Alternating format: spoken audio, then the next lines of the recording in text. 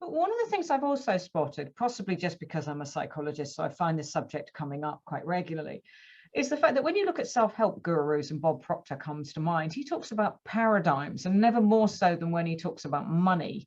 And we can be quite delicate and silly about money. We can find that it feels ugly to earn it and so forth. Whereas I was super attracted to the practical way in which you were referring to it, both in your ebook and in looking at many of your other emails that you sent me.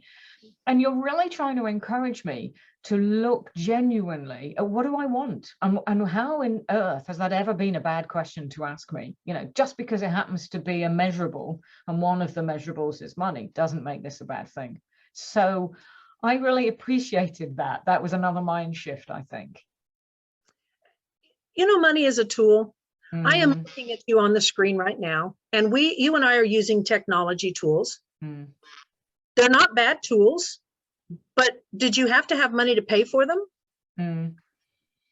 So I see money as just a mechanism in order to get what you want or what you need. And in a society today, in some cases, but, you know, I am not trading fish for bread.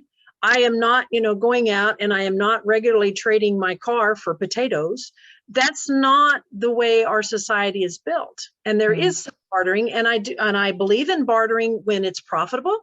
I have something on that too. So I think bartering can work, but there's a method to know if that's profitable or not. But money is just the tool, and it has to be the worldwide tool, because it doesn't matter whether you're using yen, you're using pesos, you're using US dollars, the pound. I mean, but pick one.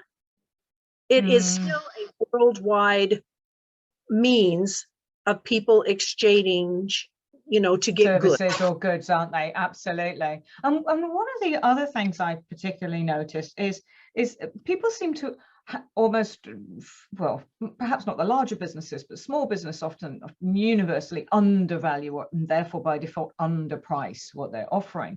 Is that also something that you cover in your service?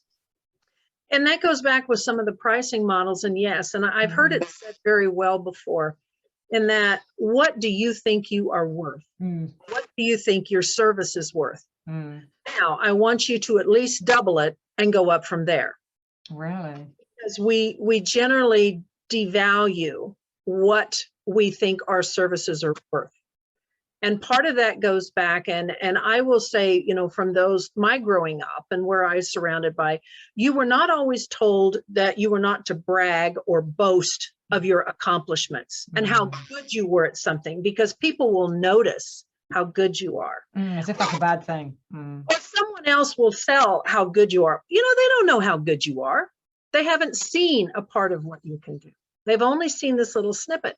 And I think people hold back because they have this idea that they shouldn't be this good at it. And, oh, well, I'm not there's the comparison game.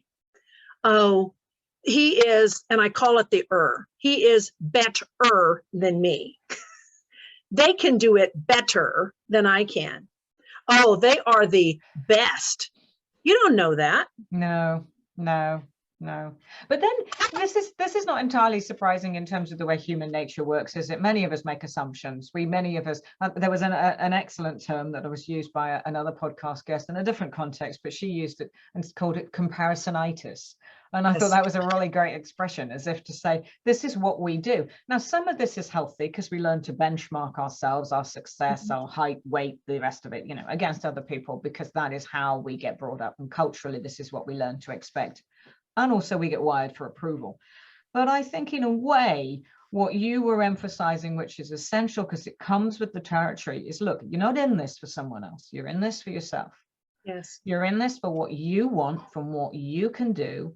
You beautifully expressed it a few minutes ago. Money is just a trading currency. It's just a methodology, but it isn't by any means the only currency in real terms that we're talking about here. We're talking about how good you feel, how much you manage to achieve, how valid that feels for you, what you have to show for it, and what would you like to have to show for it in 10 years' time. And I think that was also part of the thought that was coming to my mind. You know, I can truck on as I'm doing right now, and I'm not doing badly, But what do I want in 10 years' time? It was a really great, challenging question. So the power of 10 had application, I think, from various directions.